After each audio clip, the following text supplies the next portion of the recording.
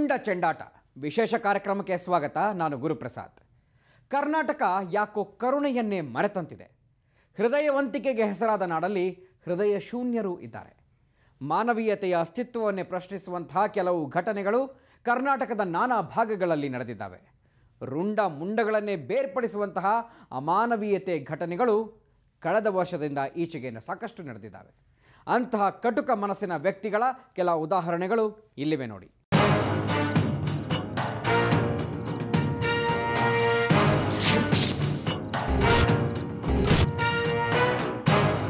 ಅಂದು ಹಾವೇರಿ ಜಿಲ್ಲೆ ಬ್ಯಾಡಗಿ ತಾಲೂಕಿನ ಶಿಡೇನೂರು ಗ್ರಾಮದ ಜನ ಹಿಂದೆಂದೂ ನೋಡಿರದ ಭೀಕರತೆಯನ್ನು ನೋಡಿದ್ರು. ಎಲ್ಲರೂ ಬೆಳಿಗ್ಗೆ ಎದ್ದು ಹೊಟ್ಟೆಪಾಡಿಗಾಗಿ ತೆರಳೋಕೆ ಸಜ್ಜಾಗಿದ್ರು. ಆದರೆ ಒಬ್ಬ ಮಾತ್ರ ಒಂದು ಕೈಯಲ್ಲಿ ಮಚ್ಚ ಹಿಡಿದು ಮತ್ತೊಂದು ಕೈಯಲ್ಲಿ ಕತ್ತರಿಸಿದ ರುಂಡ ಹಿಡಿದು ಊರು ತುಂಬ ಅಡ್ಡಾಡ್ತಾ ಇದ್ದ.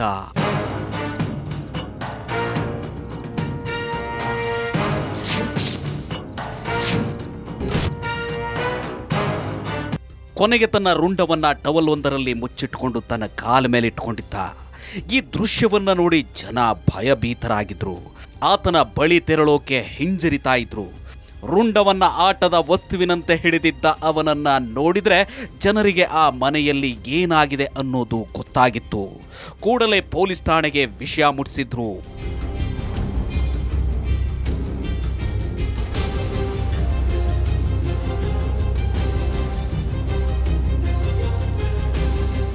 ಅಂದ ಹಾಗೆ ಹೀಗೆ ಕರುಣೆ ಮರೆತು ರುಂಡ ಚೆಂಡಾಡಿದ್ದವನ ಹೆಸರು ಹನೀಫ್ ಸಾಬ್.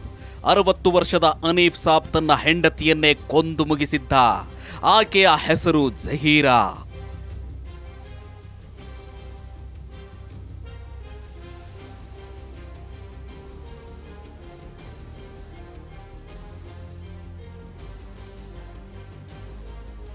ಕಳೆದ 40 ವರ್ಷಗಳಿಂದ ಬಿಬಿ ಜಹೀರಾ ಮತ್ತು ಹನೀಫ್ ಸಾಬ್ ಒಟ್ಟಿಗೆ ಜೀವನ ನಡೆಸಿದ್ದಾರೆ. ಈತನಿಗೆ 2 ಗಂಡು 2 ಹೆಣ್ಣು ಮಕ್ಕಳಿವೆ. ಎಲ್ಲರಿಗೂ ಮದುವೆಯಾಗಿ ಬೇರೆ ಕಡೆ ಜೀವನ ಮಾಡ್ತಿದ್ದಾರೆ. ಮನೆಯಲ್ಲಿ ಗಂಡ ಹೆಂಡತಿ ಮಾತ್ರ ಇರ್ತಾ ಇದ್ರು. ಆದರೆ ಕಳೆದ ಕೆಲವು ದಿನಗಳಿಂದ ಗಂಡನ ಕಿರುಕುಳ ಹೆಚ್ಚಾಗಿ ಪತ್ನಿ ಮಗಳ ಮನೆಯನ್ನ ಸೇರ್ಕೊಂಡಿದ್ಲು. ಕಳೆದ 3 ದಿನದ ಹಿಂದೆಯಷ್ಟೇ ಆಕೆಯನ್ನ ಮನೆಗೆ ಕರುಕೊಂಡು ಬಂದಿದ್ದ ಹನೀಫ್ ಸಾಬ್ ಕಳೆದ ರಾತ್ರಿ ಮತ್ತೆ ಕಿರುಕುಳ ಹೆಚ್ಚಾದಾಗ ಆಕೆ ಮಗನ ಮನೆಯಲ್ಲೇ ಉಳಿದು ಬಿಡ್ತಾಳೆ. ಆದರೆ ಮುಂಜಾನೆ 5 ಗಂಟೆಗೆ ಹೋಗಿ ಪತ್ನಿಯನ್ನ ಕರ್ಕೊಂಡು ಬಂದ ಹನೀಫ್ ಪತ್ನಿಯ ರುಂಡವನ್ನ ಚೆಂಡಾಡಿದ್ದಾನೆ. ಗಂಡನೇ ಹೆಂಡತಿಗೆ ಕೊಲೆ ಮಾಡಿದ್ದಾನೆ. ಮತ್ತು ಮಚ್ಚು ತೊಗೊಂಡ್ಬಿಟ್ಟು ಕತ್ತನ್ನು ಕಡಿದು ಸಪ್ರೇಟ್ ರುಂಡ ಮತ್ತು ಮುಂಡವನ್ನು ಸಪ್ರೇಟಾಗಿ ಮಾಡಿಬಿಟ್ಟು ಒಂದು ರುಂಡವನ್ನು ಇಟ್ಕೊಂಡು ಗ್ರಾಮದಲ್ಲಿ ಹೊರಗಡೆ ಓಡಾಡಿರುವಂಥ ಒಂದು ಘಟನೆ ಕೂಡ ನಡೆದಿದೆ. ಇದರಲ್ಲಿ ಇವರು ಸುಮಾರು ಮೃತಳು 65 ವರ್ಷ ಇದ್ದು, ಆರೋಪಿ ಸುಮಾರು 68ರಿಂದ 70 ವರ್ಷ ವಯಸ್ಸಿನವನಿದ್ದಾನೆ. ಮತ್ತು 45 ವರ್ಷಕ್ಕಿಂತ ಹೆಚ್ಚು ವರ್ಷ ಆಗಿದೆ ಇವರೊಬ್ಬರಿಗೊಬ್ಬರು ಮದುವೆಯಾಗಿ, ಮಕ್ಕಳು ಮೊಮ್ಮಕ್ಕಳೆಲ್ಲ ಇದ್ದಾರೆ. ಆತನಿಗೆ ಇಳಿ ವಯಸ್ಸಲ್ಲೂ ಹೆಂಡತಿ ಜೊತೆಗೆ ಸರಸವಾಡೋ ಆಸೆ. ಆದರೆ 60ರ ಆಸುಪಾಸಿನಲ್ಲಿದ್ದ ಜಹೀರಾ ಇದಕ್ಕೆ ಸಹಕರಿಸ್ತಿರಲಿಲ್ಲ. ಇದರಿಂದ ಆಕ್ರೋಶಗೊಂಡ ಹನೀಫ್ ಹೆಂಡತಿಯನ್ನ ಆಗಾಗ ಹೊಡೆದು ಬಡಿದು ಮಾಡ್ತಿದ್ದ. ನಿನ್ನ ತಲೆ ಕಡಿತೀನಿ ಅಂತ ಆಗಾಗ್ಗೆ ಜಹೀರಾಳನ್ನ ಎಚ್ಚರಿಸ್ತಿದ್ದ.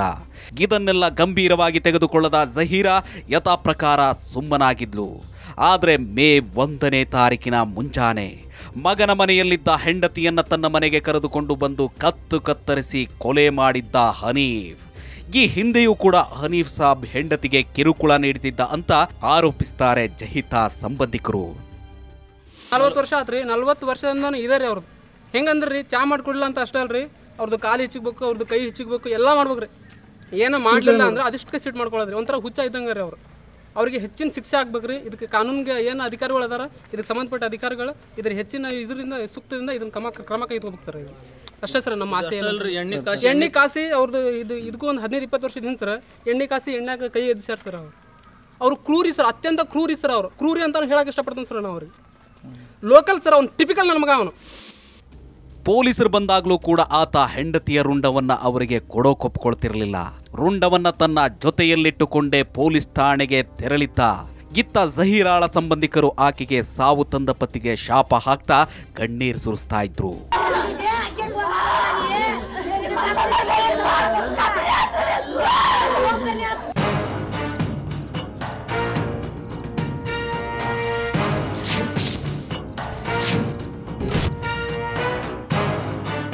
ಇದು ಒಂದು ಕಥೆಯಾದರೆ ಹೃದಯ ವಿದ್ರಾವಕ ಅನ್ನಿಸುವ ಮತ್ತೊಂದು ಘಟನೆ ಕೆಲ ತಿಂಗಳುಗಳ ಹಿಂದೆ ರಾಜಧಾನಿ ಬೆಂಗಳೂರಿನಲ್ಲಿ ನಡೆಯಿತು.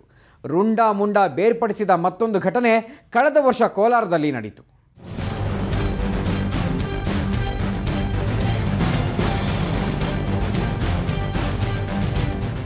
ಇದೇ ವರ್ಷ ಫೆಬ್ರವರಿ 26ರಂದು ಬೆಂಗಳೂರಿನ ಡಿಜೆ ಹಳ್ಳಿಯ ಶಾಂಪುರ ರೈಲ್ವೆ ಗೇಟ್ ಬಳಿ ಒಂದು ಚೀಲ ಪತ್ತೆಯಾಗಿತ್ತು. ಮೊದಲು ಜನರಿಗೆ ಆ ಚೀಲದಲ್ಲಿ ಏನಿದೆ ಅನ್ನೋದು ಗೊತ್ತಾಗಲಿಲ್ಲ. ಆದರೆ ನಂತರ ನಿಧಾನವಾಗಿ ಆ ಚೀಲದಲ್ಲಿ ಏನೋ ಇದೆ ಅನ್ನೋ ಅನುಮಾನ ಜನರನ್ನ ಕಾಡಿತ್ತು. ಕೂಡಲೇ ಪೊಲೀಸ್ ಠಾಣೆಗೆ ಸುದ್ದಿ ಮುಟ್ಟಿಸಿದ್ರು.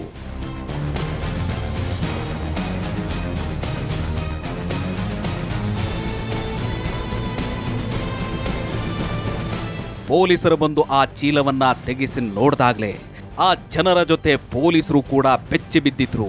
ಯಾಕಂದ್ರೆ ಆ ಚೀಲದಲ್ಲಿ ಕೈ ಕಾಲು ತಲೆಗಳಿಲ್ಲದ ಒಂದು ನಗ್ನ ಶವ ಇತ್ತು.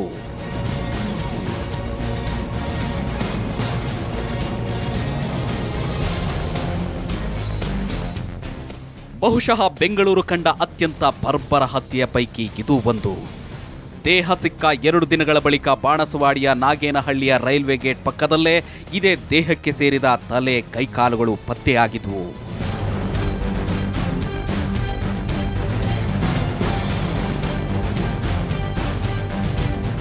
ಕೊಲೆಯ ಭೀಕರತೆ ಜನರನ್ನ ಬೆಚ್ಚಿ ಬೀಳಿಸಿದ್ರೆ ಪೊಲೀಸರು ತಮ್ಮ ಪಾಡಿಗೆ ತಾವು ಇದು ಯಾರದ್ದು ಅನ್ನೋ ಪ್ರಶ್ನೆಗೆ ಉತ್ತರ ಹುಡುಕೋಕ್ ನಿಂತಿದ್ರು. ಬೆಂಗಳೂರಿನಲ್ಲಿ ದಾಖಲಾದ ಮಿಸ್ಸಿಂಗ್ ಪ್ರಕರಣಗಳನ್ನ ಜಾಲಾಡಿದಾಗ ಗೊತ್ತಾಗಿದ್ದು ಇದು ಶಿವಾಜಿನಗರದ ಚರ್ಮದ ವ್ಯಾಪಾರಿ ಅಯಾಜ್ನ ಶವ ಅನ್ನೋದು.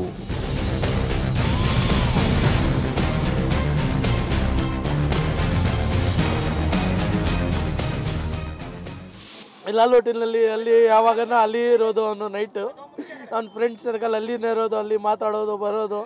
ಮಂಗಳವಾರ 8 ಗಂಟೆಗೆ ಫೋನ್ ಮಾಡಿ ಅವನಿಗೆ ಬೈಬಿಟ್ಟಿನಿ, ಎಲ್ಲಿದೆ ಹೇಳೋ, ನಾನೇ ಬರ್ತಾ ಇದ್ದೀನಿ ಅಲ್ಲಿ ಅಂತ ಹೇಳ್ಬಿಟ್ಟು ಹೋಗಿದೆ ಅಂತೆ ಅವನ ಅಂತಿಗೆ. ಮಿಸ್ಸಿಂಗ್ ಕಂಪ್ಲೇಂಟ್ ಮಾಡಿದ್ದೇನೆ ಸರ್ ನಾನು ಶಿವಾಜಿನಗರನಲ್ಲಿ. ಗುರುವಾರ ಮಾಡಿದ್ದೆ ನಾವು. ಡೌಟ್ ಒಂದು ಫ್ರೆಂಡ್ ಮೇಲೆ ಇದೆ ಸರ್ ನನಗೆ. ಈಗ ಹೇಳ್ತೀನಿ ನಾನು, ಈಗ ಅವ್ನು ಸಿಕ್ಕಿಲ್ಲ ಅಂದರೆ ನಾನು ಹೇಳ್ತಾ ಇದ್ದೀನಿ ಅವ್ನ ಫ್ರೆಂಡ್ಗೆ ಎಲ್ಲರಿಗೆ ಕರ್ಕೊಂಡು ಬರಲಿ. ನಾವು ಕೇಳ್ರೆ ನಾನು 2 ತಿಂಗಳಾಗಿದೆ ಅವನ ಹತ್ರ ಮಾತಾಡಿ, 8 ತಿಂಗಳಾಗಿದೆ, 3 ತಿಂಗಳಾಗಿದೆ, 8 ದಿವಸ ಆಗಿದೆ, ಹಂಗೆ ಹೇಳ್ತಾ ಇದ್ದಾರೆ ಎಲ್ಲರ ಫ್ರೆಂಡು. ಕೊಲೆಯಾಗಿದ್ದ ಅಯಾಜ್ ಈ ಹಿಂದೆ ತನ್ನ ಸ್ನೇಹಿತ ಸಿಕಂದರ್ ಎಂಬುವನಿಂದ 50,000 ಸಾಲ ಪಡೆದಿದ್ದ. ಆ ವಿಷಯವಾಗಿ ಸಿಕಂದರ್ನಿಗೂ ಅಯಾಜ್ನಿಗೂ ವೈಮನಸ್ಸಿತ್ತು. ಅಯಾಜ್ಗೆ ಫೋನ್ ಮಾಡಿದ ಸಿಕಂದರ್ ಧಮಕಿ ಹಾಕಿದ್ದನಂತೆ. ಅಂದಿನಿಂದಲೇ ಅಯಾಜ್ ನಾಪತ್ತೆಯಾಗಿದ್ದ. ಸಂಬಂಧಿಕರು ಆ ಬಗ್ಗೆ ಶಿವಾಜಿನಗರದ ಪೊಲೀಸ್ ಠಾಣೆಗೆ ದೂರು ಕೂಡ ಕೊಟ್ಟಿದ್ರು. ರುಂಡ ಮತ್ತು ಕೈಕಾಲುಗಳು ಇಲ್ಲದೇ ಇರುವಂಥ ಒಂದು ಮಾನವ ಶರೀರ ಪತ್ತೆಯಾಗಿತ್ತು. ಆ ಹಿನ್ನೆಲೆಯಲ್ಲಿ ಒಂದು ಕೊಲೆಯ ಪ್ರಕರಣ, ಕೊಲೆ ಮತ್ತು ಸಾಕ್ಷ್ಯವನ್ನು ನಾಶಪಡಿಸುವ ಪ್ರಕರಣ ನಾವು ದಾಖಲು ಮಾಡಿಕೊಂಡು ತನಿಖೆ ಪ್ರಾರಂಭಿಸಿದ್ವಿ. ಅದೇ ಪ್ರಕರಣದ ಮುಂದುವರಿದ ಒಂದು ಭಾಗವಾಗಿ ಇವತ್ತು ಒಂದು ರುಂಡ ಮತ್ತು ಮಾನವ ಶರೀರದ ಬೇರೆ ಭಾಗಗಳು ನಮಗೆ ಈ ಬಾಣಸವಾಡಿ ಠಾಣಾ ವ್ಯಾಪ್ತಿಯ ಈ ರೈಲ್ವೆ ಹಳಿ ನೋಡೋ ರೈಲ್ವೆ ಹಳಿ ಪಕ್ಕದಲ್ಲಿ ಸಿಕ್ಕಿದೆ. ಈಗಾಗಲೇ ನಮಗೆ ಈ ಪ್ರಕರಣದಲ್ಲಿ ಸಾಕಷ್ಟು ಸ್ಪಷ್ಟವಾದ ಸುಳಿವುಗಳು ಲಭ್ಯ ಆಗಿದ್ದು. ಕಾರಣಗಳು ಏನೇ ಇರಬಹುದು, ಆದರೆ ಕೊಲೆ ಮಾಡಲಾದ ರೀತಿ ಮಾತ್ರ ಬರ್ಬರ. ಬಾಣಸವಾಡಿ ರೈಲ್ವೆ ಗೇಟ್ ಬಳಿ ಪೊಲೀಸರು ಗೋಣಿಚೀಲದಿಂದ ರುಂಡ ಕೈಕಾಲು ಹೊರಗೆ ತೆಗೆಯುತ್ತಿದ್ದಂತೆ ಎದುರಿಗೆ ನಿಂತಿದ್ದ ರೆಡ್ಡಿ ಎಂಬಾತ ಭಯದಿಂದ ಕುಸಿದು ಬಿದ್ದು ಹೃದಯಾಘಾತದಿಂದ ಕೊನೆ ಉಸಿರೆಳೆದಿದ್ದ.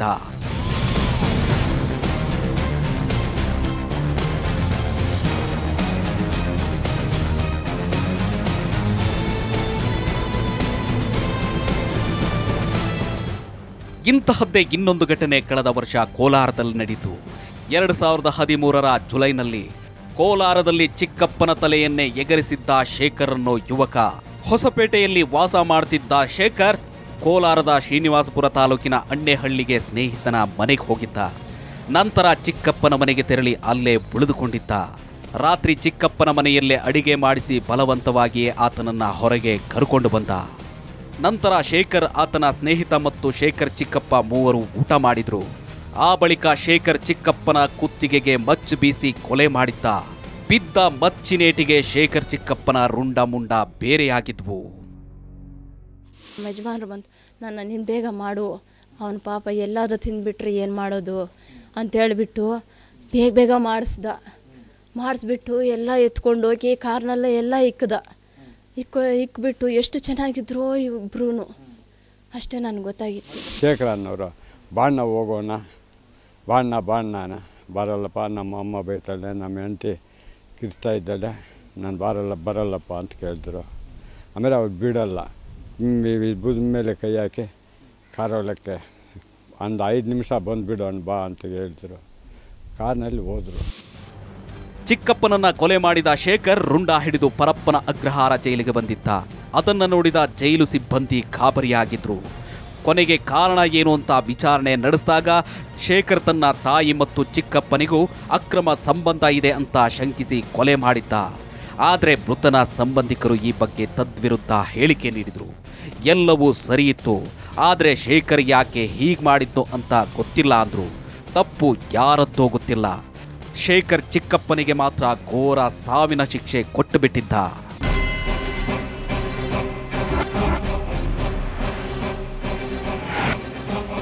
ನೋಡಿದ್ರಲ್ಲ, ಇದನ್ನೆಲ್ಲ ನೋಡಿದ್ರೆ ಕರುಣೆ ಅನ್ನೋ ಪದಕ್ಕೆ ಅರ್ಥನೇ ಇಲ್ವೇನೋ ಅಂತ ಅನ್ನಿಸ್ತಾ ಇದೆ. ತಪ್ಪುಗಳಿಗೆಲ್ಲ ಇಂಥ ಘೋರ ಸಾವಿನ ಶಿಕ್ಷೆ ಸಿಗೋದೇ ಆದರೆ ಮಾನವೀಯತೆಗೆ ಬೆಲೆ ಎಲ್ಲಿ? ಇದು ಈ ಹೊತ್ತಿನ ವಿಶೇಷ. ನೇರ, ದಿಟ್ಟ, ನಿರಂತರ ಸುದ್ದಿಗಾಗಿ ನೋಡ್ತಾ ಇರಿ ಸುವರ್ಣ ನ್ಯೂಸ್.